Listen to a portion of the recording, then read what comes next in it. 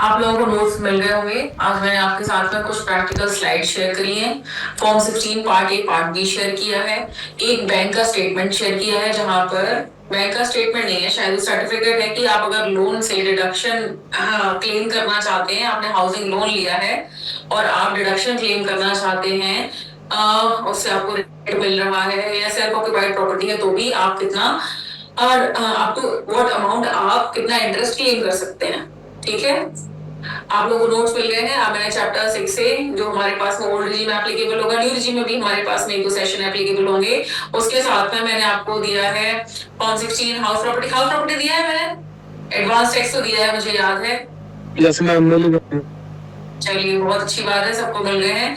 Okay, तो हमने पिछली क्लासेस में सैलरी हेड कंप्लीट कर लिया था। आज हमको क्या करना है, आज हम देखेंगे अपने पास में, हमने पिछली क्लास में I guess advance tax cover किया था, राइट? Yes ma'am.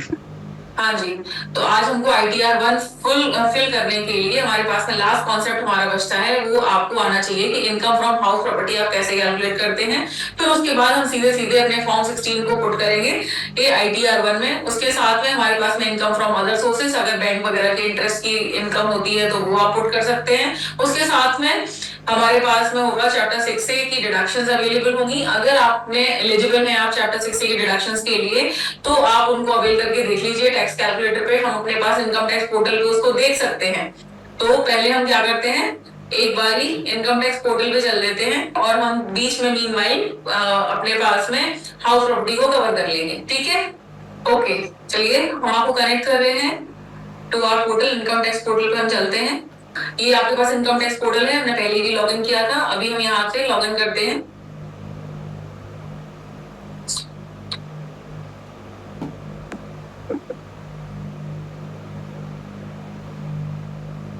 आपका पेन आपके पास ऑलरेडी है और मैं अपना ही अकाउंट लॉगिन कर लेती हूँ आप लोगों के लिए। हमने लॉगिन कर लिया। हम डायरेक्टली इस पेज पे खुलते हैं। हम अभी करंटली अपने डैशबोर्ड पर ही हैं। आपको सिलेक्ट करना है कि आप कौन से ईयर का, कौन से फाइनेंशियल ईयर का रिटर्न भरना चाहते हैं। तो हमको उसके अगले साल असेसमेंट ईयर को चूज करना होता है। ठीक है, कल ही हमारे पास फाइनेंशियल ईयर खत्म हुआ है 24-25। अभी हमारे पास में जो 24-25 खत्म हुआ है, अभी नए फॉर्म्स नहीं आए हैं, लेकिन कुछ दिनों में आ जाएंगे पोर्टल पे। ठीक है, तो आपको क्या करना है, 24-25 अगर असेसमेंट ईयर आप सिलेक्ट करेंगे तो इसका मतलब है कि आप 23-24 के लिए रिटर्न फाइल करने के लिए बात कर रहे हैं। आपको रिटर्न फाइल करना है। ये हमारा जो हमारे पास में अभी ऑनलाइन फॉर्म्स अवेलेबल हैं, ये पिछली बारी के लिए है। पिछली बारी मतलब 23-24 के लिए हम रिटर्न फाइल कर रहे थे 24-25 में। 24-25 जो हमारा चल रहा था, यहाँ पर हमारे रिटर्न्स खत्म हो चुके हैं। उनकी जो रिटर्न की डेट होती है हम ऑलरेडी डिस्कस कर चुके हैं कि वो 31 जुलाई है। नॉन ऑडिट के केस में, ऑडिट वाले केसेस में वो हमारे पास सितंबर है। ठीक है जी। और अगर ट्रांसफर प्राइसिंग के नॉन रेसिडेंट के केसेस है, उनके लिए अलग होती है। हमने प्रीवियस क्लासेस में सारी चीजों को कवर किया था कि भाई 5 हेड से आपकी इनकम हो सकती है, जिसमें हमने फर्स्ट हेड सैलरी को कवर किया था, दूसरा हमने हाउस प्रॉपर्टी को कवर किया था। हाउस प्रॉपर्टी में मैंने छोटी छोटी चीजें बताई थी, कंप्लीट नहीं किया था, आज हम उसको कर लेंगे। उसमें मैंने आपको फॉर्म 16 भी बताया था, मोटा मोटा आप कैसे कैलकुलेट कर सकते हैं उसको भी बताया था। अभी हम क्या करेंगे, अभी हम सिर्फ ये देखेंगे कि अगर आप अपने पास में एक तो 92 CD की मॉडिफाइड रिटर्न के लिए है, 139(8A) अपडेटेड रिटर्न। अगर आप डिले फाइल कर रहे हैं, एक मिनट रुकेंगे जरा, मैं एक बार चेक कर लूं। यहाँ पे आप ITR 1 सिलेक्ट करेंगे। अच्छा, अगर आप जैसे ही ओरिजिनल रिटर्न फाइल करेंगे, ओरिजिनल रिटर्न दैट मींस कि आफ्टर 31 मार्च बट बिफोर 31 जुलाई, तो आपके पास में सिलेक्ट फाइलिंग टाइप में हम ई फाइल में जाते हैं। ई फाइल में हम देखते हैं इनकम टैक्स रिटर्न। अगर आप फॉर्म फाइल करना चाहते हैं तो फाइल इनकम टैक्स रिटर्न को हम चूज करते हैं। यही हमारे पास हमारे सामने खुला हुआ है। अब मैंने आपको बोला था नेक्स्ट क्लास में मैं आपको AIS भी बताऊंगी और 26 AS भी बताऊंगी। ये दोनों क्या है, हम बस 5 मिनट वेट करते हैं और हम समझ जाएंगे। हाँ जी स्टूडेंट्स, यहाँ पर मैंने आपको बताया कि जो भी हम फाइनेंशियल ईयर की रिटर्न फाइल करते हैं, उसका अगला साल हमारा कहलाता है नेक्स्ट ईयर असेसमेंट ईयर। हमको उसको चूज करना होता है। तो चूज करने में मैं आपको बता रही IU 24-25 assessment year, that means we are talking about 23-24। Select filing type में आप क्या चूज करेंगे, आप चूज करेंगे 139 सबसेक्शन 1। ये जो होता है सेक्शन ओरिजिनल रिटर्न के लिए होता है, लेकिन अभी हमारे पास नए फॉर्म्स नहीं आए हैं, इसीलिए पुराने रिटर्न्स को वो पूछ रहे हैं कि जो ऑलरेडी आप फाइल कर चुके हैं, क्या आपको उसे मॉडिफाई करना है, क्या अपडेट करना है, या फिर आप डिले हो गए हैं तो इस वजह से आपको डिलेड रिटर्न फाइल करनी है। क्या हमारे पास में ऐसा कोई केस नहीं है, हम ओरिजिनल रिटर्न फाइल करने के लिए अपने पास आईटीआर फाइल करना सीखेंगे। लेकिन मैंने अभी हमारे पास चूंकि नए फॉर्म्स नहीं आए हैं तो मैंने इनकम टैक्स पोर्टल पे आपके लिए डिले वाला ऑप्शन चूज कर लिया है। उसके बाद वो पूछ रहे हैं are you audited under section 44AB और political party as per section 13A। मैंने आपको बोला कि नॉन ऑडिटी का केस जो होता है वो होता है 31 जुलाई तक का, उसके बाद आते हैं ऑडिट वाले केस। ठीक है, तो आपको यहाँ पे चूज करना है कि आपका ऑडिट है क्या। हमारे करंट सेशन में हम सीखेंगे अगर हमारे पास में ऑडिट का केस नहीं आता है तो रिटर्न फाइल करना। ऑडिट वाला जो केस होता है वो हम नहीं सीखेंगे, उसमें सिर्फ फॉर्म 3CD उसके सारे जो क्लॉजेस हैं उनको हम सीख लेंगे कि हमको कौन से पेपर वर्क की जरूरत पड़ेगी। ठीक है, यहाँ पर हमने सीख लिया कि भाई are you audited section 44AB, हम करेंगे नो, ना ही हम 44AB में हमारा ऑडिट होना है, ना ही हम पॉलिटिकल पार्टी में रजिस्टर्ड है। ठीक है, तो हमने नो चूज कर लिया। फिर हमारे पास में चूज करना है हमको आप कौन सी आईटीआर भरना चाहते हो। तो हम अभी अपने पास में करंटली हम अपने पास दे रहे हैं आईटीआर 1। आईटीआर 1 क्यों दे रहे हैं, हमारी प्रीवियस क्लासेस में हमने डिस्कस किया था कि अगर आपकी सैलरी से इनकम अप टू 50 लाख है, yearly income up to 50 lakh है, साथ में आपकी इनकम फ्रॉम अदर सोर्सेज है जो कि नॉमिनल है, जैसे कि आपने अगर बैंक इंटरेस्ट है आपका और आपकी कुछ ऐसे इंटरेस्ट वगैरह से इनकम है कहीं और थर्ड पार्टी से, बैंक से ना होके, और आपको कोई ऐसी कुछ ऐसे एग्जेम्प्ट इनकम वाले ट्रांजैक्शंस हैं, आपकी एग्रीकल्चरल इनकम है अप टू 5000। मैंने आपसे प्रीवियस क्लास में डिस्कस किया था कि agriculture income up to 5000 exempt होती है। उसके अलावा आपके पास और क्या इनकम है जिसमें आप आईटीआर 1 भरते हैं, आपकी हाउस प्रॉपर्टी की इनकम है जो कि सिर्फ एक घर से है। तो आईटीआर 1 हमारे पास में 4 केसेस में 4 क्यूमुलेटिवली सेटिस्फाई होने चाहिए, तब जाके आप आईटीआर 1 भरते हैं। हमने यहाँ पे आईटीआर 1 सिलेक्ट कर लिया, उसके बाद हम कंटिन्यू करेंगे। ठीक है, आईटीआर 2 कब भरते हैं, आईटीआर 2 जब आपकी 50 लाख एनुअल सैलरी इनकम से ऊपर होगी। अगर आपकी सैलरी की इनकम 50 लाख से ज्यादा है, हम ग्रॉस टोटल इनकम की बात नहीं कर रहे हैं यहाँ पे, हम बात कर रहे हैं आपकी सैलरी इनकम की जो कि हमारी 50 लाख से ऊपर होती है ईयरली, तो हम आईटीआर 2 पे आते हैं। और अगर हमारी हाउस प्रॉपर्टी से भी इनकम एक घर से ज्यादा से होती है तो हम आईटीआर 2 में आते हैं, अदरवाइज हम आईटीआर 1 भरते हैं। ठीक है, तो हमारे पास में करंटली हम सीख रहे हैं आईटीआर 1, मैंने इसको सिलेक्ट कर लिया और हम कंटिन्यू कर रहे हैं।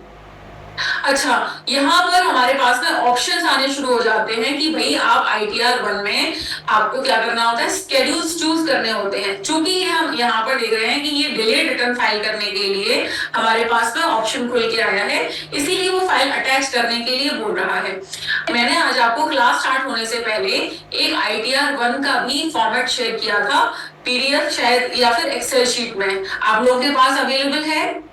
यस मैम, एक्सेल शीट है। हाँ, एक्सेल शीट है। एक्सेल शीट है, वो मैंने आपको पोर्टल से ही डाउनलोड करके भेजी है। अगर मैं मॉडिफाइड रिटर्न वाला नहीं चूज करती, डिलेड रिटर्न वाला चूज नहीं करती, तो हमारे पास में यहाँ पर स्केड्यूल्स खुल के आते। स्केड्यूल में आपको चूज करना होता कि आपको अपनी सैलरी इनकम के बारे में डिटेल भरनी है, या आपको अपनी हाउस प्रॉपर्टी की इनकम के बारे में डिटेल भरनी है, आपको अपनी एग्जेम्प्ट इनकम के बारे में डिटेल भरनी है, या आपको अपनी हाउस प्रॉपर्टी की इनकम के बारे में डिटेल भरनी है। ठीक है, तो हम चलते हैं अपने पास में अब आईटीआर 1 में, जो मैंने आपको ऑलरेडी शेयर कर रखा है। ओके,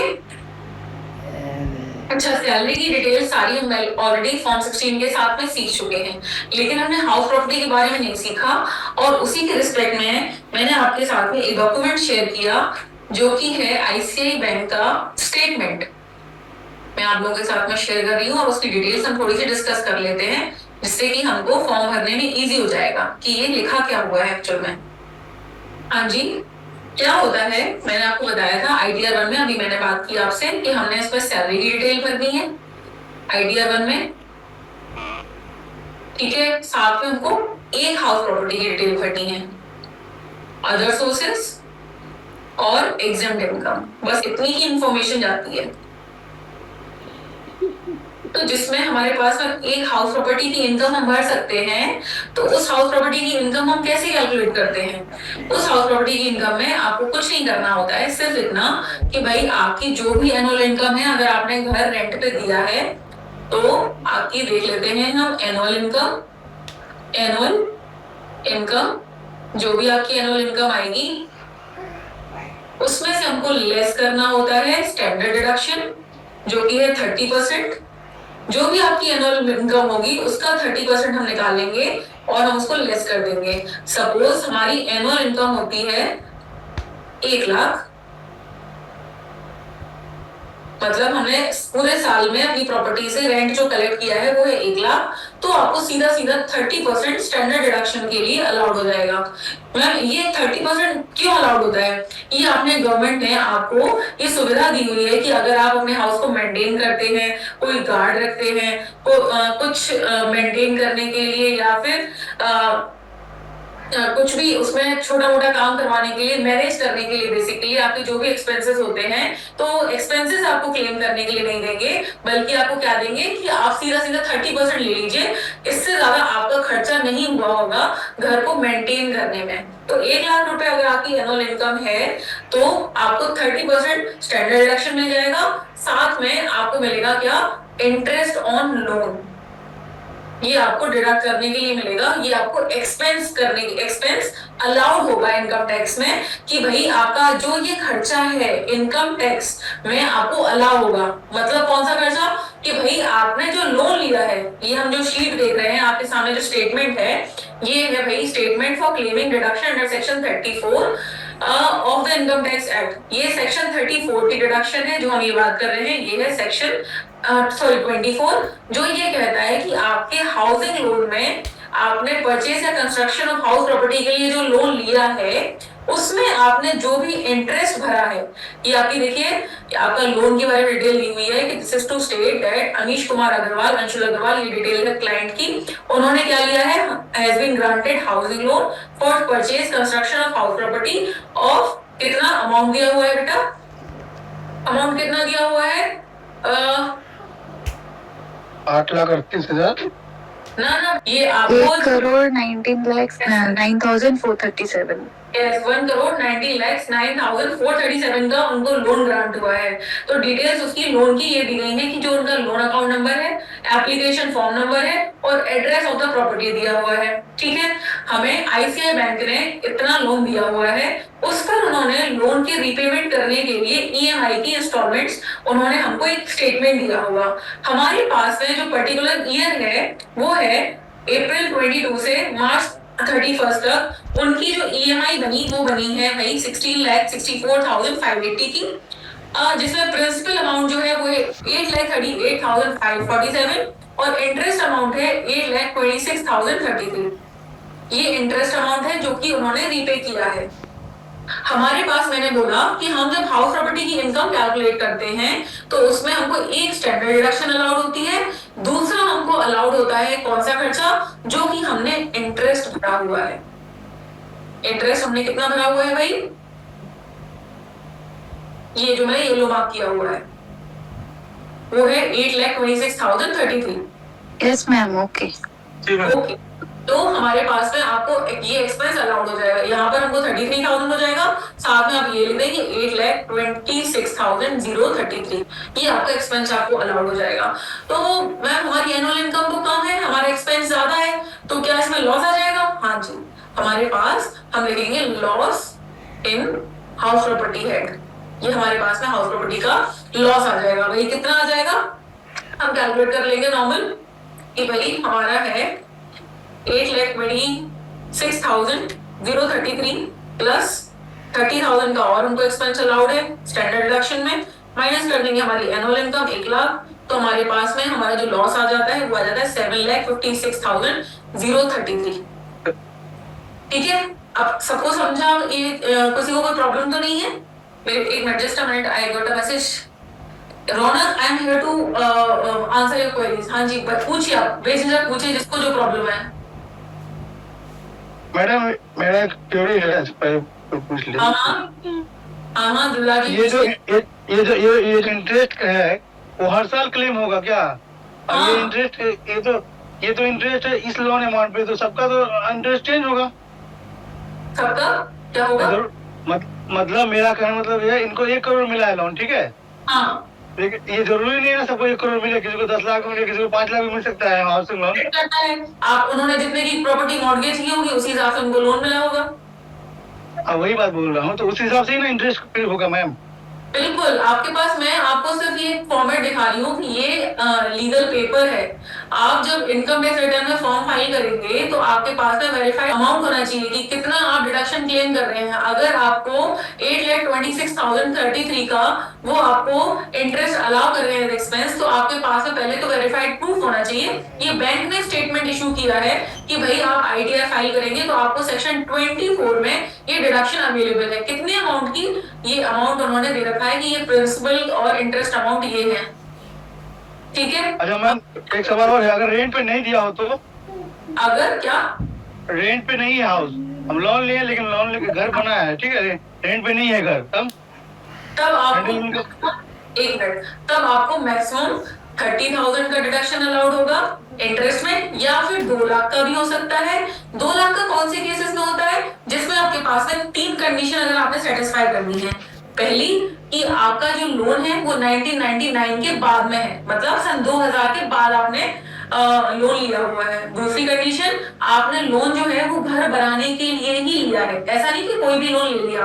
लोन स्पेसिफाइड बैंक के साथ आपका अप्रूवल लोन का हाउसिंग लोन के नाम से ही होना चाहिए, ठीक है? तीसरा, आपका जो आपने लोन लिया हुआ है उससे आपने डेफिनेटली घर बनाया है, या फिर आपने घर परचेज किया है विद इन 5 इयर्स। जिस दिन आपने लोन लिया था उसके 5 साल के अंदर अगर आपने घर बना लिया है या परचेज कर लिया है तो आपको मैक्सिमम 2 लाख का इंटरेस्ट अलाउड होगा।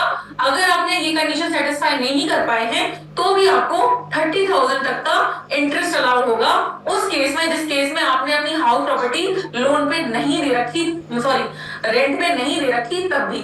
और अगर आपने रेंट पे दे रखी है तो जितना आपका लोन का इंटरेस्ट है, इस केस में हमारे पास में जो हमारे पास डॉक्यूमेंट है उसमें उनका इंटरेस्ट है 8,26,033, पूरा का पूरा एज एक्सपेंस आपको अलाउड होगा। समझा? मैम एक क्वेश्चन था इसका। जी बिल्कुल बोले। मैम ये जो आपने डिडक्शन अभी बताया ये सेक्शन 24B है मैम।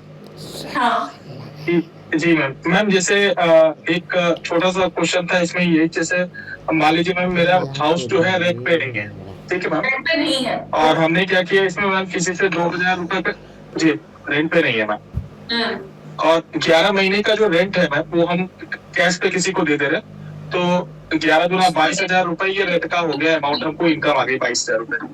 सुनिए, अगर आप घर रेंट पे देते हैं, ठीक है, आपको इनकम टैक्स में ये डिडक्शन तब होगी जब आपके पास अप्रूव्ड रेंट एग्रीमेंट है, ठीक है, अपने टेनेंट के साथ में। दूसरा, आप जो रेंट रिसीव करते हैं वो आप बैंक अकाउंट में करते हैं।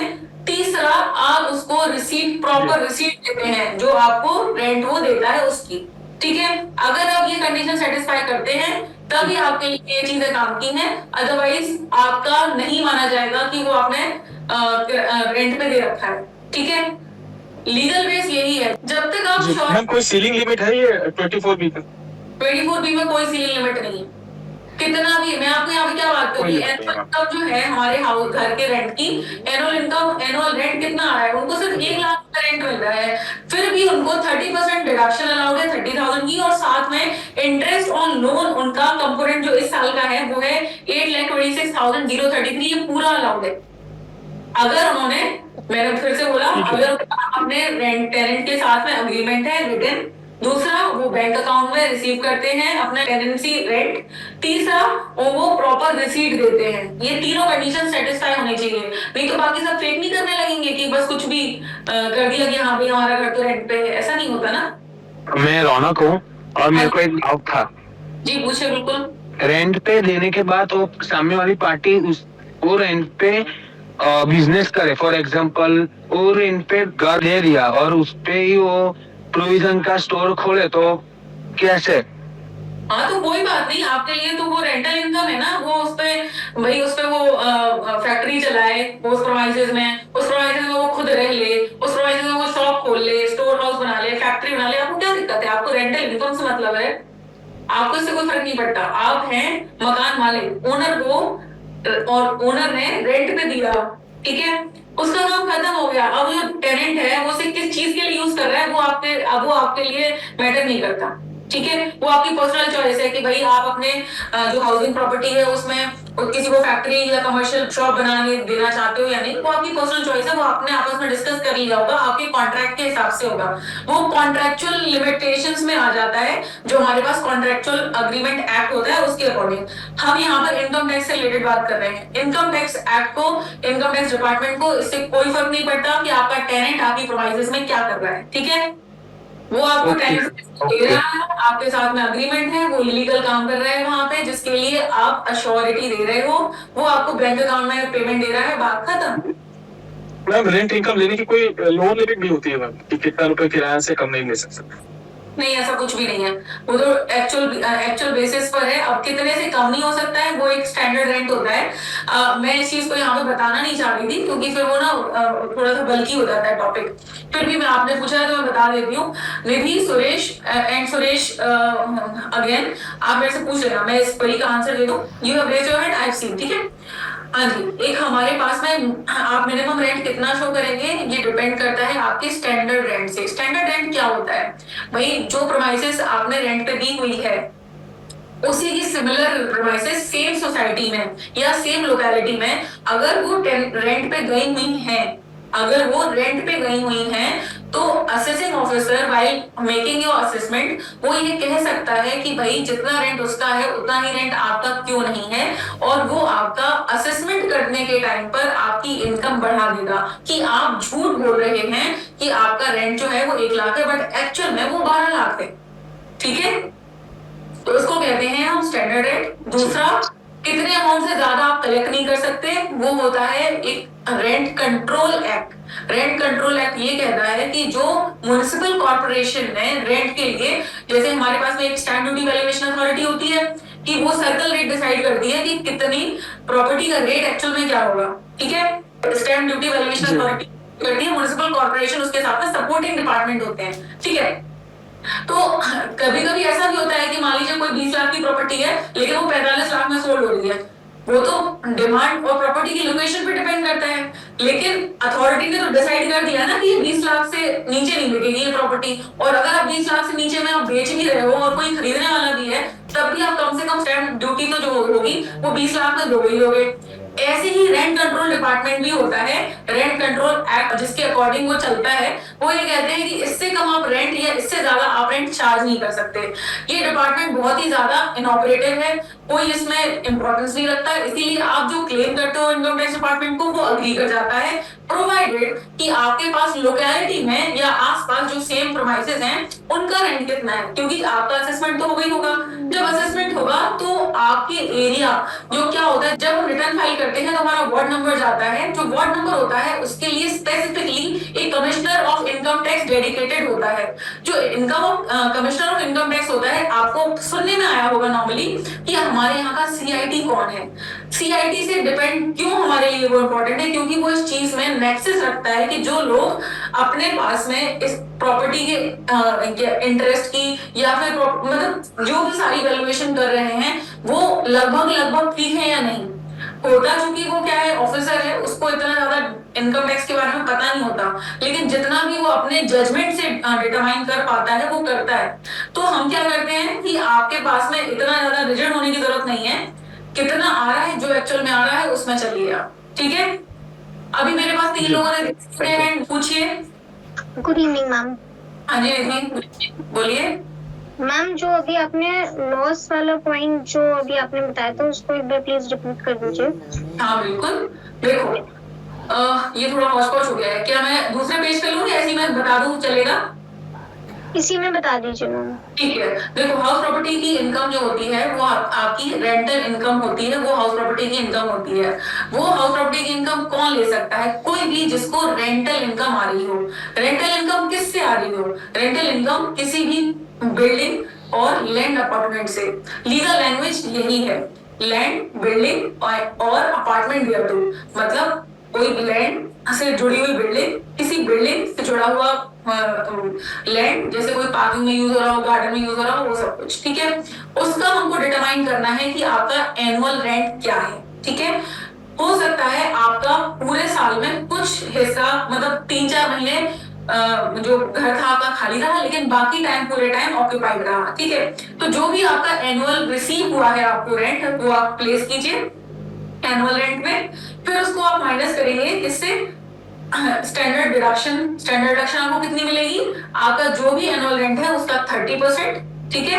यहाँ पर एक हाउस टैक्स भी मेन रोल प्ले करता है, उसको मैंने लिखा नहीं, क्योंकि जब भी आप हाउस टैक्स पे करते हो, वो चाहे बिल्डिंग का हो, अपने घर का हो या शॉप का, किसी का भी, और वो जो जितना अमाउंट आपने पे किया है वो सीधे डिडक्शन मिल जाती है आपको। तो आप यहाँ पर लिख सकते हो हाउस टैक्स, आपने जो भी हाउस टैक्स पे किया है उसको आप यहाँ पे लिख दीजिए, उसको भी लेस करेंगे। उसके बाद आपको मिलेगा स्टैंडर्ड डिडक्शन। स्टैंडर्ड डिडक्शन होता है जो भी आपकी जीएवी होती है, उसको ग्रॉस एनुअल वैल्यू कहते हैं, या एनएवी सॉरी, उसका 30%। तो मैंने आपको एग्जांपल दिया था कि 1 लाख आपका एनुअल रेंट है, जिसमें आपको 30% स्टैंडर्ड डिडक्शन मिलेगी, जो कि होती है 30,000। तो आपका बेसिकली डिपार्टमेंट ने क्या बोला कि आपका 1 लाख का जो रेंट था, उसको जो टैक्सेबल अमाउंट है वो सिर्फ कितना है 70,000, ठीक है। 30% आपको स्टैंडर्ड डिडक्शन मिल गई। 70,000 में से भी आप क्या चीज माइनस कर सकते हैं, आप माइनस कर सकते हैं अगर आपने कोई भी हाउस टैक्स पे किया हुआ है। क्या year wise house tax allowed होता है या पेमेंट वाइज होता है? पेमेंट वाइज होता है। आपने 5 सालों का इकट्ठा हाउस टैक्स जमा किया है, आप 5 सालों का इकट्ठा क्लेम कर लीजिए। और आप क्या उसमें से लेस कर सकते हो 70,000 में से? आप लेस करेंगे interest on housing loan. Interest on housing loan आप कितना कर सकते हैं लेस, ठीक है, कितना आपकी इनकम में से लेस किया जाएगा, वो आता है 2 केसेस में डिवाइड होता है। पहला, अगर आपकी प्रॉपर्टी रेंट पे गई है, अगर आपकी प्रॉपर्टी रेंट पे गई है तो जितना इंटरेस्ट है सारा अलाउड होगा। हमारे पास में करंट सिनेरियो के केस में हमारे पास में जो हमारी प्रॉपर्टी रेंट पे गई है, जिसका एड्रेस जो आपके सामने लिखा हुआ है, flat number 3153 15 floor, this Noida की प्रॉपर्टी है। इस पे जो ये प्रॉपर्टी है ये रेंट पे गई हुई है, और इसका इंटरेस्ट जो भरा है सर ने एनुअल अप्रैल से लेके मार्च तक वो भरा हुआ है 8,26,033। ये पूरा का पूरा उनको एक्सपेंस अलाउड होगा, ठीक है। लेकिन अगर उनका ये रेंट पे उन्होंने नहीं दिया होता, ये उनकी सेल्फ ऑक्यूपाइड प्रॉपर्टी होती, सेल्फ ऑक्यूपाइड मतलब जिसमें वो खुद रह रहे होते, रेंट पे नहीं दिया होता, तो उनको ये लोन का इंटरेस्ट क्या अलाउड होता? हाँ होता, लेकिन पूरा नहीं होता। मैक्सिमम होता उनको 30,000 या फिर 2 लाख भी हो सकता है। कब हो सकता है? अगर उन्होंने 3 कंडीशन सेटिस्फाई कर दी हैं। पहली कंडीशन, अगर लोन उनका सन 14/1999 मतलब सन 2000 के बाद में इशू हुआ है। दूसरा, उन्होंने लोन लिया है सिर्फ हाउस प्रॉपर्टी को ही बनाने में, ठीक है, मतलब हाउसिंग लोन के नाम से ही लोन पास होना चाहिए। तीसरा, उन्होंने विदिन 5 इयर्स, लोन लेने के विदिन 5 इयर्स उन्होंने या तो कंस्ट्रक्शन कर लिया है अपने हाउस का या फिर परचेज कर लिया है हाउस का। मेरी मैंने पूरा रिपीट कर दिया जितना भी बताया था, कोई प्रॉब्लम? नहीं मैम, थैंक यू। मैम एक चीज और, we are talking about the same property, मतलब जो प्रॉपर्टी का हम इंटरेस्ट दे रहे हैं वही प्रॉपर्टी रेंट पे उठा रखी है हमने। हाँ, same property. Okay, thank you. नहीं, आप ऐसे बात कर रहे हो कि अगर आपके पास 5 प्रॉपर्टी है तो कौन सी अलाउड होगा, ऐसा है क्या? नहीं मैम, अभी हम करेंटली जिस भी प्रॉपर्टी पे बात कर रहे हैं, मतलब वही प्रॉपर्टी अगर हमने दे रखी है रेंट पे, तो हम उसका पूरा इंटरेस्ट क्लेम कर सकते हैं। बिल्कुल बिल्कुल बिल्कुल सही बोला आपने। हाँ नेहा, मैं सुन रही हूँ आपकी बात। मैम, हमें बैंक का स्टेटमेंट पोर्टल पे कहीं पे एज अ प्रूफ शो करना होता है क्या? नहीं, आपको अपने पास रखना होता है, क्योंकि आप जब भी क्लेम करते हैं आईटीआर भरते हैं और आपका असेसमेंट आता है, तो अगर आपके असेसमेंट में ये लिखा होता है कि आता है कि आपने नेसेसरी डॉक्यूमेंट्स लेके इस डेट पे अपने पास आए, क्योंकि आपने जो इंटरेस्ट क्लेम किया है वो बहुत ज्यादा है, और आपने लोन, ऐसा हो सकता है ना कुछ मैनिपुलेशन हो गए हो या फिर चीजें रिदम में ना हो, तो डिपार्टमेंट का ऑफिसर अगर आपको स्क्रूटनी के लिए बुलाता है, असेसमेंट के लिए बुलाता है, तो आपका ये पेपर काम का आएगा, अदरवाइज ये काम में नहीं आता है। लेकिन रेफरेंस के लिए जब भी आप किसी भी चार्टर्ड अकाउंटेंट से अपना आईटीआर फाइल करवाएंगे तो वो आपसे ये पेपर जरूर मांगेगा। इसके अलावा इसके बगैर वो आपके लिए इतना बड़ा अमाउंट क्लेम नहीं कर सकता डिडक्शन में। Okay, thank you ma'am. Okay, मेरे पास अगेन एक क्वेश्चन फिर से आया है, एक point, holding tax, water tax will be deducted. नहीं रे, मैंने अभी थोड़ी देर पहले बोला ना आपको 30% स्टैंडर्ड डिडक्शन मिलेगा, उसमें सारे मेंटेनेंस आ गए आपके, वाटर टैक्स, होल्डिंग टैक्स सब आ गया। सिर्फ आपको हाउस टैक्स अलाउड होता है और उसके अलावा कोई टैक्स अलाउड नहीं होता। आप इस टॉपिक से आगे बढ़े। हाँ सुरेश, मैं सुन रही हूँ। चलो थैंक यू। अच्छा, जो मेरा रेंट का, जो मैंने घर दिया रेंट का, लेकिन वो इनकम मेरे अकाउंट में नहीं है, दूसरे का अकाउंट में डाल रहा हूँ, तो मुझे शो करना पड़ेगा।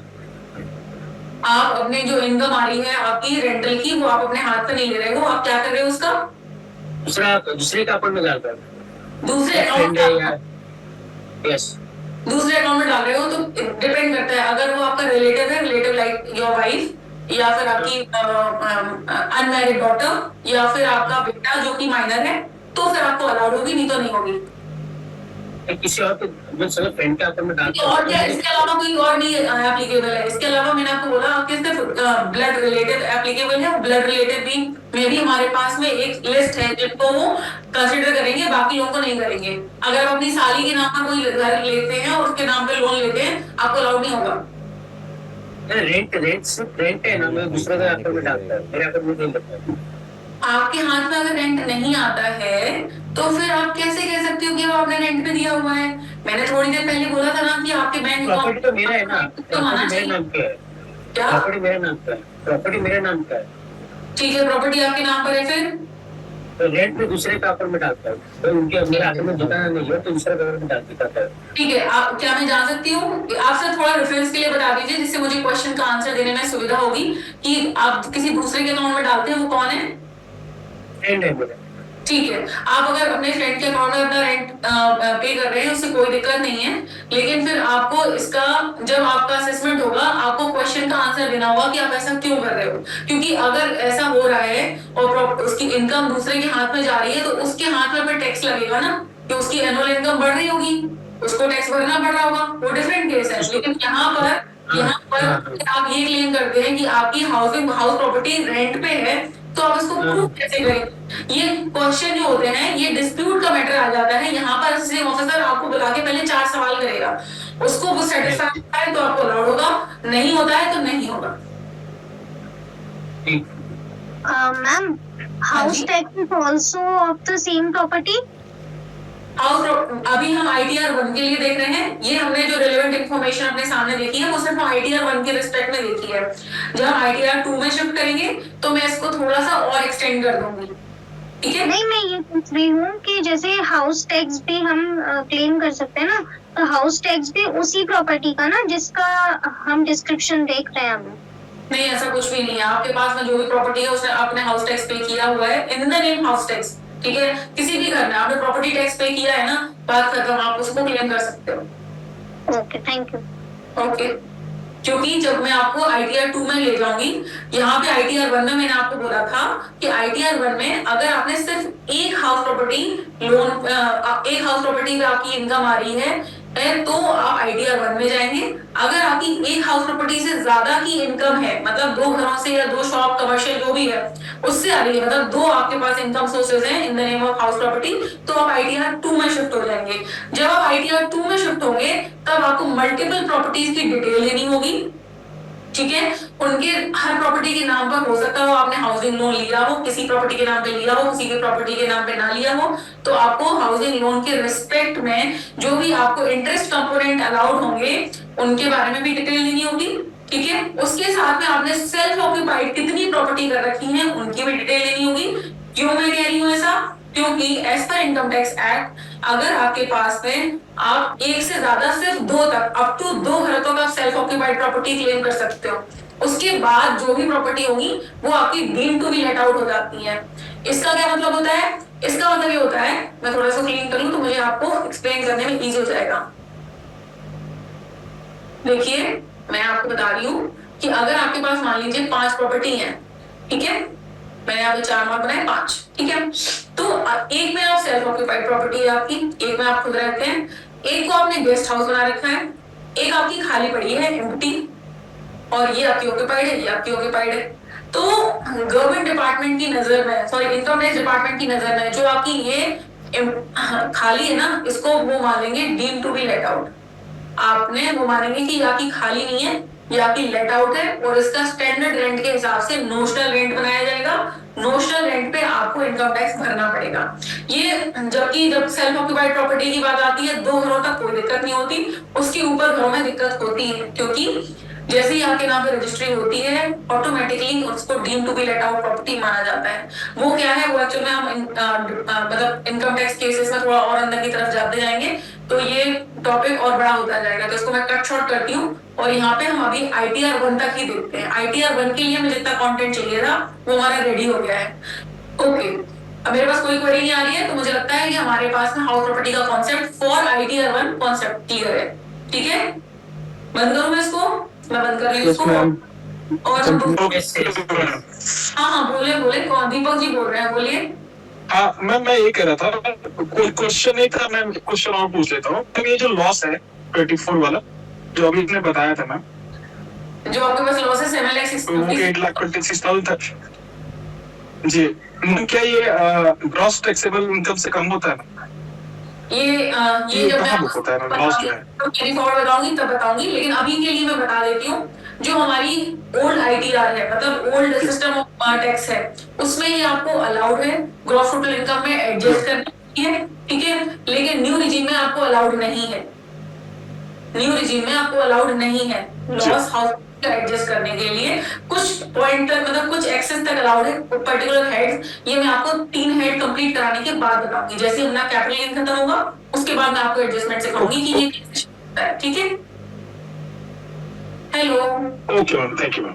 आप प्लीज जो हमारे पास करें उस पर फोकस करें। मुझे जैसे हम इसको कवर करूंगी, कैपिटल गेन को कवर करूंगी जो आपकी ITR 3 के लिए, ITR 2 में भी हमारे काम आएगा। तो ITR 2 में मैं शॉर्ट टर्म लॉन्ग टर्म आपके जुर्गा के जो अकाउंट्स होते हैं उनको कैसे आप कैलकुलेट करके और अपने पास टर्नओवर फिल करेंगे और उसकी कैसे प्रॉफिट लॉस को अपने ITR में फिल करेंगे वो मैं बताऊंगी। उसके बाद में आपका ये सेट ऑफ कैरी फॉरवर्ड वाला फॉर्मेट बताऊंगी। एक्चुअल में वो हमारे ITR 3 में आता है, ITR 1 में है नहीं, इसलिए मैं बता नहीं रही हूँ।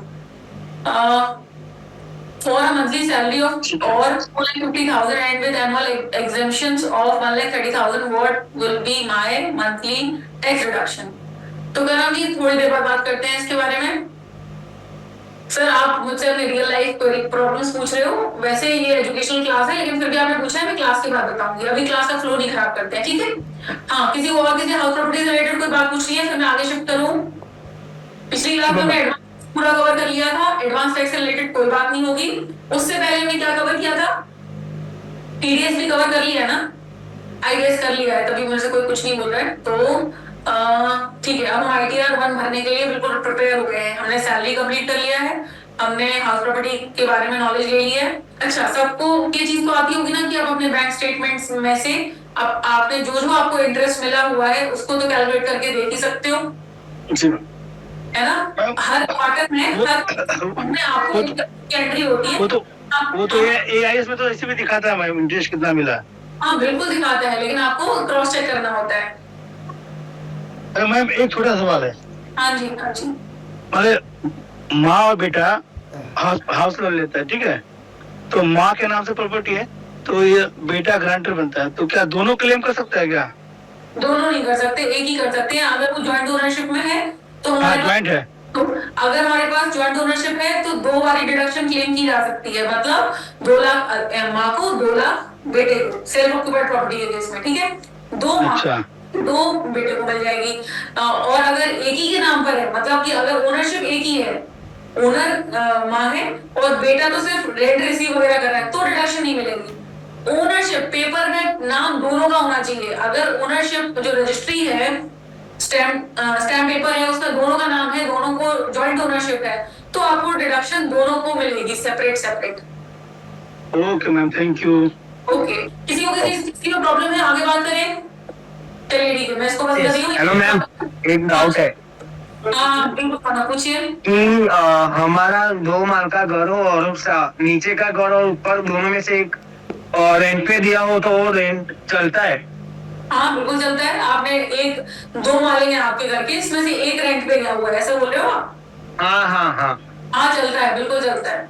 ओके। मैम अगर प्रॉपर्टी गिफ्ट में दी हो तो स्टैंडर्ड डिडक्शन मिलेगा? हाँ बिल्कुल मिलेगा। इंटरेस्ट ऑन लोन तो पॉसिबल नहीं है ना? नहीं, उसमें जरूरी नहीं है। अगर आपने गिफ्ट मिल गई, जैसे मान लीजिए कि मुझे मेरे फादर इन लॉ ने घर जो है गिफ्ट में दे दिया, ठीक है, तो मैं लीगल ओनर हूँ। क्योंकि मैं लीगल ओनर हूँ, 5,000 में तो प्रॉपर्टी ट्रांसफर हो ही रही है, आप सबको पता है। 5,000 का स्टैम्प पेपर लगता है, प्रॉपर्टी ट्रांसफर हो जाती है ब्लड रिलेटिव्स में या फिर अपने इन लॉज वाले कुछ रिलेशंस में। तो भाई फिर स्टैम्प डिडक्शन मुझे मिलेगी, हाउस टैक्स की डिडक्शन मुझे मिलेगी, इंटरेस्ट ऑन लोन की डिडक्शन मुझे मिलेगी। मेरे फादर इन लॉ से कोई मतलब नहीं है, ठीक है? Okay ma'am, thank you. Okay, चलिए अब हम शिफ्ट करते हैं हमारा। हेलो मैम, और एक डाउट है कि ओनली हाउस प्रॉपर्टी की फिर शॉप रेंट पे दी हो, फिर फार्म हाउस रेंट पे दिया हो, भी कोई बात नहीं। मैंने आपको जब स्टार्ट किया था तभी मैंने बोला था कि आपकी जो भी हाउस प्रॉपर्टी की इनकम होगी, हाउस प्रॉपर्टी की इनकम का मतलब है आपको किसी बिल्डिंग से रेंट मिल रहा है, कमर्शियल कॉम्प्लेक्स से रेंट मिल रहा है, शॉप से रेंट मिल रहा है, फैक्ट्री से, वेयर हाउस से, किसी से भी मिल रहा है, वो आपकी हाउस प्रॉपर्टी की इनकम में आता है। Okay ma'am, thank you. Okay, और इसमें एक केस मैं और ही बता देती हूँ कि आप मेरे से ये पूछ सकते हैं कि अगर कोई बिल्डर है जिसने 50 फ्लैट बनाए, 50 फ्लैट बनाने के बाद अगर वो रेंट पे दे देता है तो वो उसकी बिजनेस इनकम होगी या फिर हाउस प्रॉपर्टी की इनकम होगी? भाई उसकी हाउस प्रॉपर्टी की इनकम होगी, बिजनेस की इनकम नहीं होगी। अगर ऐसा हो सकता है, आप में से फिर से कोई पूछे कि मैम किसी की बहुत पुरानी प्रॉपर्टी रखी थी, उसका तो ये काम ही है कि घर बनाते जाओ और रेंट पे देते जाओ, तब भी उसकी वो हाउस प्रॉपर्टी की ही इनकम होगी, बिजनेस की या प्रोफेशन की इनकम नहीं होगी, ठीक है? मैम एक और डाउट था कि हाउस प्रॉपर्टी रेंट देने के बाद 2-3 महीने के बाद तो फिर से दे दी, मतलब बीच में 3 महीने का गैप पड़ गया, उसके बाद तो उसको तो आपके पास में कोई दिक्कत नहीं है, जितनी आपकी टोटल रेंटेबल इनकम है आप उसे निकाल लीजिए ना। ओके। हाँ जी, आज हम 2 चीजों के बारे में और बात कर लेते हैं, जो है हमारा AIS और 26 AS, ठीक है? भाई ये क्या होता है? AIS is annual information statement. एक मिनट, मैं एक पोर्टल पे लॉगिन कर लूं तो आपको मैं रियल टाइम में दिखा ही देती हूँ, है ना? वो ज्यादा अच्छा हो जाएगा। हाँ जी, मुझे एक क्लाइंट मिल गया, इसका रिटर्न की फाइलिंग हुआ है। ओके, बढ़िया। Okay, we have a client है, इनका लॉगिन कर लिया है मैंने। ये हमारे पास में क्लाइंट है मिस मथुरा देवी जी। जैसे ही मैंने पोर्टल ऑन किया, मैंने लॉगिन किया, मेरे पास में डैशबोर्ड खुल गया है और आईडीआर फाइल करने के लिए बात कर रहे हैं। हम असेसमेंट ईयर चूज कर लेंगे। अभी हमारे पास वैसे ही नए फॉर्म नहीं आए हैं एज यूजुअल, तो 24-25 मैंने सेलेक्ट कर लिया। फाइलिंग टाइप मैंने देखा, अरे फाइलिंग की तो अच्छा, इनकी रिटर्न फाइल हो चुकी है, कोई बात नहीं, हम देख लेते हैं अभी हमारे पास में जो हमारा करंट टॉपिक है उसके बारे में। AIS क्या होता है? तो AIS क्या होता है भाई? Annual information statement. Annual information statement क्या बताता है हमें? तो एनुअल इंफॉर्मेशन स्टेटमेंट हमको बताता है कि हमारे पास में एनुअल पूरे साल में 1 अप्रैल से लेके 31 मार्च जो कि हमारा फाइनेंशियल ईयर है, रिलेवेंट फाइनेंशियल ईयर में जो भी हमने रिलेवेंट ट्रांजैक्शंस किए हैं, तो AIS में आ गए। AIS में हमको क्या मिलता है भाई? AIS में हमको मिलती है annual information statement. Annual information statement हमको क्या बताता है? वो हमको पूरी समरी बताता है। देखिए, जनरल इंफॉर्मेशन बता दी हमारे क्लाइंट की, फिर उसके बाद में पार्ट बी हमको बताता है। देखिए, इनका यहाँ पर TDS ऑन डिपॉजिट, उनका TDS डिडक्ट हुआ है। कितना TDS डिडक्ट हुआ है भाई? इनका TDS डिडक्ट हुआ है, आप देख रहे हैं information code TDS 194A। 194A कहता है interest other than interest on securities, मतलब उनके पास डिपॉजिट होगा उनके बैंक अकाउंट में जिससे उनको इंटरेस्ट मिला, उस इंटरेस्ट में अमाउंट पेड क्रेडिट कितना है भाई? 6690। ये उनका क्या डिडक्ट हुआ है? TDS डिडक्ट हुआ है, ठीक है? तो ये यहाँ पर हमारे पास में इंफॉर्मेशन आ जाती है एनुअल इंफॉर्मेशन स्टेटमेंट में। जो भी आपका टैक्स डिडक्ट हुआ है, आपका TDS है, आपका एडवांस टैक्स है, आपका कोई और प्रॉपर्टी टैक्स है, आपने अगर 50 लाख से SDV stamp duty value 50 lakh से ऊपर की कोई प्रॉपर्टी बेची है या कोई प्रॉपर्टी परचेज की है, तो जो आपका रजिस्ट्रार ऑफिस होता है वो एक SFT डॉक्यूमेंट फाइल करता है इनकम टैक्स डिपार्टमेंट में। उसमें आपकी इंफॉर्मेशन लाती है जो कि आपके पैन नंबर, आपको पता होगा अगर आपने कभी भी रजिस्ट्री करवाई है, आपने अपने नाम पर या अपने किसी फैमिली मेंबर के नाम पर या किसी क्लाइंट के पास में रजिस्ट्री होते हुए लिखा है, तो आपकी पैन की डिटेल वो सबसे पहले मांगते हैं, ठीक है? आपकी पैन के साथ में आपकी रजिस्ट्री रिकॉर्ड होती है। पहले ऐसा नहीं होता था, अब ऐसा होने लगा है। और अब ये लिमिट भी लग गई है कि अगर आपकी प्रॉपर्टी 50 लाख से ऊपर की होती है तो EIS में ऑटोमेटिक इंफॉर्मेशन दिखाई जाती है, आपके इनकम टैक्स पोर्टल पे ऑटोमेटिक वो इंफॉर्मेशन क्या हो जाती है, अपडेट हो जाती है। तो जो यहाँ पर हमारे पास में करेंटली हमारे क्लाइंट के बारे में हमें सिर्फ एक इंफॉर्मेशन दिख रही है कि इनका TDS जो है वो डिडक्ट हुआ है, और जो कि इंटरेस्ट ऑन TDS उनका कितना है भाई, उनका है 6690। इसके बाद इसके अलावा उन्होंने इस चीज को उन्होंने डिटेल में दिया है कि उनका जो October to December quarter, third quarter और सेकंड क्वार्टर की डिटेल दी है उन्होंने कि भाई उनका कितना अमाउंट कौन से क्वार्टर में डिडक्ट हुआ है। ठीक है जी। अब हमारे पास में आ जाता है 26AS। 26 इसको आप यहाँ से डाउनलोड भी कर सकते हो। कई क्लाइंट ऐसे होते हैं जिनको अपने बारे में नहीं पता होता कि पूरे साल में मल्टीपल ट्रांजैक्शंस होते हैं, उनको नहीं पता होता, तो हम यहाँ से उनकी समरी निकाल लेते हैं। अगर आपको बैंक अकाउंट से आपको इंटरेस्ट मिला है, क्वार्टरली इंटरेस्ट आपके अकाउंट में बैंक अकाउंट में क्रेडिट होता है, जो सेविंग अकाउंट होते हैं उनके आई गेस मैक्सिमम बैंक्स में क्वार्टरली होता है, तो वो भी आपके पैन नंबर से अटैच होने की वजह से क्या होता है, ऑटोमेटिकली AIS में शो होने लगता है। तो GST भी आपका जो होता है उसमें जो आप टर्नओवर आपने मेंशन कर रखा होता है, GSTR1 में आपने फाइल कर रखा होता है, वो भी आपका AIS में रिफ्लेक्ट होता है, क्योंकि जो GST नंबर होता है वो आपके पैन नंबर से अटैच होता है। पहले आप पैन नंबर इशू करवाते हैं, उसके बाद GST नंबर इशू करवाते हैं। आपका पैन नंबर जो होता है वो GST नंबर में इनकॉर्पोरेटेड होता है। तो आपके पास में एनुअल इंफॉर्मेशन स्टेटमेंट में ऑलरेडी ये सारी चीजें जो होती हैं वो अपडेटेड रहती हैं। आपको जब अपना आप ITR फाइल कर रहे होते हो तो आपको सिर्फ ये बताना होता है कि जो उनको पता है वही आप उनको दोबारा से बता रहे हो, मतलब क्या कर रहे हो, उनको रीअश्योर कर रहे हो कि हाँ जो आपको पता है बिल्कुल सही पता है। किसी पर्सन ने अभी मेरे से पूछा था, किसी स्टूडेंट ने, कि मैम वो ऑटोमेटिक इन्फॉर्मेशन आ जाती है फिर हमको क्या दिक्कत है। भाई ऐसा होता है कि अगर आप अपने ट्रेडिंग अकाउंट में भी देखेंगे, जो भी आप अपना ट्रेडिंग कर रहे हो किसी ऑनलाइन पोर्टल पे, अगर आपने ग्रो अकाउंट बना रखा है, ज़रूरा पे अकाउंट बना रखा है, बैंक अकाउंट आपने खोल रखा है, और उसके इंटरेस्ट में कहीं पर भी ऐसा होता है कि आपका इंटरेस्ट आपके AIS से डिफरेंट आता है, तो आपकी ड्यूटी है कि जो हायर अमाउंट होगा उसको आप अपने ITR में भरेंगे। ठीक है, कभी भी हम लोअर अमाउंट नहीं भरेंगे, नहीं तो हमारी स्क्रूटनी में भी आ जाता है वो केस और प्रॉब्लम खड़ी हो जाती है। ठीक है, तो अभी हमारी क्लास जो है वो आज की यहीं तक खत्म करते हैं। किसी को कोई प्रॉब्लम है तो आप मेरे से पूछ सकते हो, अदरवाइज एक बार मैं देखो आपके लिए जो फॉर्म 26AS भी यहीं पर दिख जाएगा ना। फॉर्म 26AS और दिखा देती हूँ मैं। फॉर्म 26AS में क्या होता है, टैक्स क्रेडिट स्टेटमेंट होता है। भाई ये हमको हमारे जितने भी टैक्स डिडक्ट हुए हैं उसकी इंफॉर्मेशन होती है। ठीक है, तो मैंने आपको कहाँ पे देखा, अरे मैं उस टाइम बोलना भूल गई आपसे। आपको क्या करना है, ई फाइल में जाना है। ई फाइलिंग में इनकम टैक्स रिटर्न में गए। इनकम टैक्स रिटर्न में हमारे पास में 4th पॉइंट है, व्यू फॉर्म 26AS। ठीक है, जैसे ही आप इसको क्लिक करते हैं आपके पास में वेबसाइट लिंक खुलता है ट्रेसेस का। ट्रेसेस जो है वो आपकी TDS reconciliation analysis and correction enabling system website है, ये आपकी खुल जाएगी। यहाँ से आपको क्या करना है भाई, यहाँ पर आपको क्लिक कर देना है I agree to the usage and acceptance of form 1616 generated from traces. आप प्रोसीड कर दीजिए। जैसे प्रोसीड कर लोगे उसके बाद आप यहाँ पर करिए व्यू टैक्स क्रेडिट, ये फॉर्म 26AS को आप व्यू करना चाहते हो।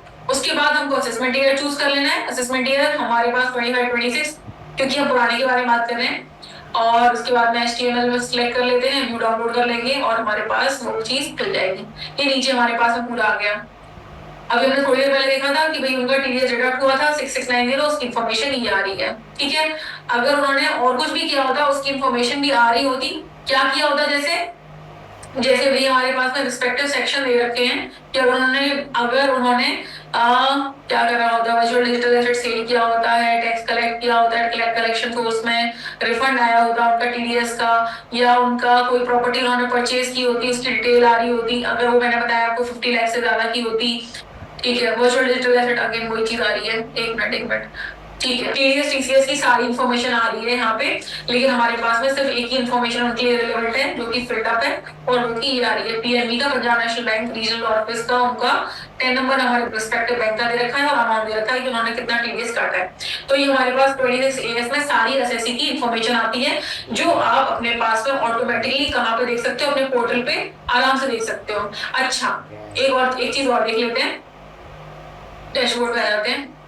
देखो भाई, आपके पास डैशबोर्ड पे इनकम एंड टैक्स एस्टिमेटर यहाँ पे लगा हुआ है एक आपके पास में कॉलम, तो आप इसको क्लिक कर देंगे। आपकी जो भी इनकम है आप इसमें यहाँ पे फिल करेंगे तो आपको वो ये बताएगा कि भाई आप इनकम, आपकी जो भी इनकम है और उस पर रिस्पेक्टिव टैक्स कितना होगा, ओल्ड रिजीम के हिसाब से कितना होगा, न्यू रिजीम के हिसाब से कितना होगा। तो आप अकॉर्डिंगली चूज कर सकते हैं कि आपके लिए कौन सी रिजीम जो है वो बेनिफिशियल है। नेक्स्ट क्लास में हम यहीं से स्टार्ट करेंगे और हम बात करेंगे कि हमारे पास में अगर हमारे पास डिफरेंट हेड्स हैं, जैसे अभी हमारे पास हम ITR 1 पर ही हैं, चिंता मत कीजिए, हमारी ITR 1 में टाइम लग रहा है क्योंकि मैंने आपके बहुत सारे कॉन्सेप्ट्स को पहले लेके चली हूँ। मैंने आपके साथ salary, house property, deduction, chapter 6 से एडवांस टैक्स और इनकम टैक्स कैलकुलेशन सभी चीजों को कवर किया है, इसलिए ITR 1 में टाइम लगा है। ITR 2 में इतना टाइम नहीं लगेगा क्योंकि हमको कॉन्सेप्ट्स ऑलरेडी सारे पहले से पता है। किसी को कुछ पूछना है उसके बाद हम क्लास को कंप्लीट करेंगे। तो अगर हम ये पूछ रहे हैं उनकी मंथली सैलरी है उनकी फॉर मंथली सैलरी और 2,50,000 विद एनुअल एग्जामिशन फॉर्म। अगर आपकी मंथली सैलरी है फॉर मंथली सैलरी और 2,50,000, आपकी 2,50,000 जो है वो आपकी मंथली सैलरी है। हेलो, यस, 2,50,000 अगर आपकी मंथली सैलरी है तो आप आराम से देख लीजिए कि आपके पास एनुअल एग्जेम्पशंस ऑफ 1,30,000, जो आपकी एनुअल एग्जेम्पशंस हैं वो किस चीज से हैं। अगर आपकी एनुअल एग्जेम्पशंस जो हैं वो 3 चीजों से हैं, leave allowances, travel area allowances और एक और है हमारे पास में, उन तीनों से हैं तो आपको न्यू रिजीम में भी वो अलाउड है, अदरवाइज आपको अलाउड नहीं है। तो आपकी 2,50,000 के हिसाब से आपकी 12 महीने की आपकी इनकम जो बनती है वो बनती है लगभग 30 लाख, 30 लाख रुपए। 30 लाख पे आप स्लैब रेट, यहाँ पे बेसिक इन्फॉर्मेशन है जो आपके सामने ये खुला हुआ है, आप लॉग इन करके यहाँ पर इन्फॉर्मेशन डाल के आप उसको कैलकुलेट कर सकते हैं। हेलो, तो कराम जी आप यहाँ पर इसको आराम से इनकम डिटेल पुट कीजिए, यहाँ पर आप डालिए आपकी सैलरी की डिटेल जो कि है आपकी ग्रॉस सैलरी इट्स 30 लाख, और फिर आपने डिडक्शंस आपने बोले हैं कि 1,30,000 के हैं, लेकिन वो 1,30,000 आपको अलाउड है या नहीं है ये पहले चेक करना पड़ेगा, क्योंकि आपके हिसाब से वो एग्जेम्पशंस हैं, लेकिन वो एग्जेम्पशंस हैं या नहीं मुझे नहीं पता। ठीक है, एप्लीकेबिलिटी कितनी है उससे फर्क पड़ता है। आपने बोला है कि एनुअल एग्जेम्पशंस है तो हम मान लेते हैं कि आपको एग्जेम्पशंस एक्चुअली में मिल रही है। तो सैलरी पे तो वैसे हमको 50,000 का स्टैंडर्ड डिडक्शन मिलता ही है। फिर उसके बाद में हम मान लेते हैं कि आपने बोला है कि हमको 1,30,000 की एग्जेम्पशन है, तो हम डिडक्शंस में डाल देते हैं उसको, और डिडक्शंस में डाल देते हैं ATC में कि आपको 1,30,000 की डिडक्शन मिल रही है। फिर उसके बाद में हम देख लेते हैं कि आपका टैक्स कितना बनेगा और हम एस्टिमेट कर लेते हैं टैक्स। अभी तो कर ये देखिए आपका टैक्स बन रहा है, ये है, देखिए भाई हमने ये देखा सारी चीजें डालने के बाद उन्होंने बताया हमको ओल्ड रिजीम के हिसाब से आपका कितना बनेगा और न्यू रिजीम के हिसाब से कितना बनेगा। ठीक है, तो हमारे लिए जो बेनिफिशियल होगा हम उसको देख लेंगे। हमारे पास में ओल्ड रिजीम में बन रहा है भाई 6,71,840 और न्यू रिजीम में बन रहा है 4,75,800। तो हम क्या करेंगे 8,75,800 डाल देंगे, मतलब न्यू रिजीम के हिसाब से आपके ITR भर देंगे। चलिए, अभी अपार्ट फ्रॉम दिस हमारे पास में हमारे कुछ सारे डाउट खत्म हो गए हैं। अब हम आगे की बातें करेंगे नेक्स्ट क्लास में। मैं यहाँ पे पोर्टल बंद कर रही हूँ अपने पास में। हेलो मैम, एक क्वेश्चन था मैम, ये TIS जो होता है टैक्स इन्फॉर्मेशन स्टेटमेंट जो होता है 26 AS जो होता है मैम, दोनों में मैम इन्फॉर्मेशन सेम होती है? लगभग नहीं, थोड़ी थोड़ी फर्क होती है। जो 26 AS होता है उसमें उसमें सिर्फ टैक्स की समरी होती है। जो एनुअल स्टेटमेंट होता है उसमें आपकी दूसरी इन्फॉर्मेशन होती है, जैसे अगर आपको जो भी आपने बैंक अकाउंट से आपका इंटरेस्ट आया है वो पूरा का पूरा उसमें आपके AIS में लिखा होगा। जी मैम, एक प्रॉब्लम इसमें ये थी कि मैम एक मेरा क्लाइंट था, उसकी जो है लॉटरी की इनकम थी 2 करोड़ की मैम, तो उसमें जो TDS डिडक्ट हुआ था मैम, तो वो 26 AS में तो बराबर आ रहा था, लेकिन TIS में उस अमाउंट को उसने डबल कर दिया था जहां से उसको आया था TDS 60 लाख रुपए का। तो मैम जब हमने ITR उसकी फाइल की तो उसमें वो TDS का जो अमाउंट हो 60 लाख के डबल हो रहा था मैम, लेकिन जब रिटर्न फाइनल हुई तो उसकी टैक्स जो है वो डिफॉल्ट पे चली गई उसकी रिटर्न। तो उसमें ये था मैम कि एक नोटिस मुझे आई कि आप जो है इसको करेक्ट कर लीजिए, अदरवाइज जो है वो जो प्रोपोर्शनल रेट होता है TDS का वो आपके अकाउंट से डिडक्ट कर लेंगे, आपको नोटिस कर देंगे मैम।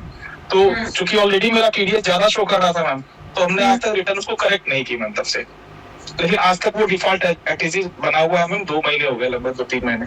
नहीं, आप उससे सबसे पहले तो डिपार्टमेंट में इस चीज को मतलब इसको क्वेरी डालिए, आपकी जो प्रॉब्लम है ग्रेवियंसेस में डालिए, क्वेरी डालिए कि उसका वो दो बारी डिडक्शन में आया है, जबकि ऐसा नहीं होना चाहिए।